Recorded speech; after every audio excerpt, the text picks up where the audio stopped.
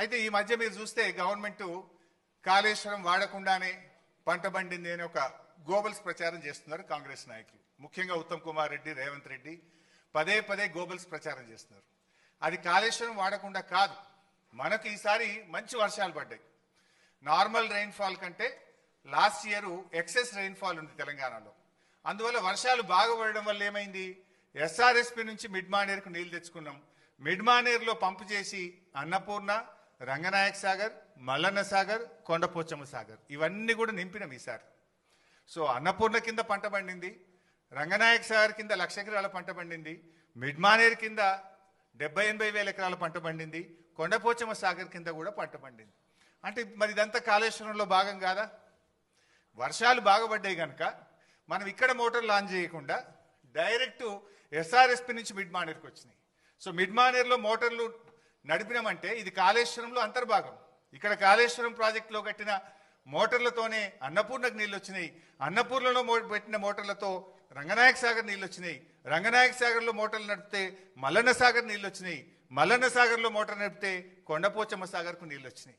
ఈ వ్యవస్థ అంతా కూడా పనిచేయడం వల్లనే పంట పండింది, మొదటి పంటకు రెండవ పంటకు.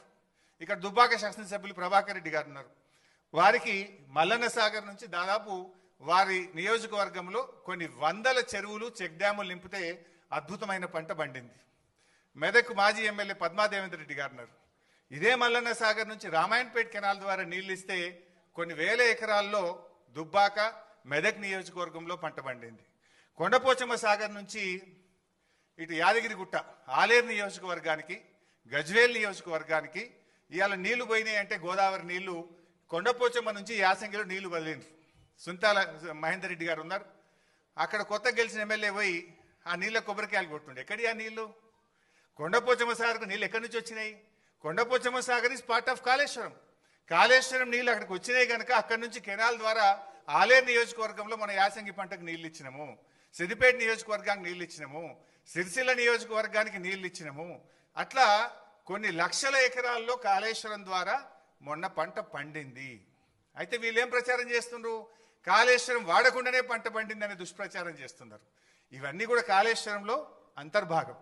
అయితే ఈసారి మనకు ఎల్లంపల్లిలో మంచి నీళ్ళు వచ్చినాయి కడెం నుంచి.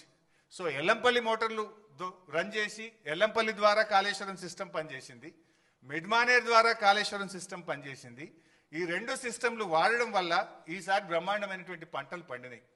వేలాది చెరువులు నింపినాం, వందలాది చెక్ డ్యాములు నింపినాం, నేరుగా కెనాల్స్ ద్వారా కూడా వేలాది ఎకరాలకు, లక్షలాది ఎకరాలకు కాళేశ్వరం ద్వారా ఈసారి నీళ్ళు ఇచ్చినాం. అయితే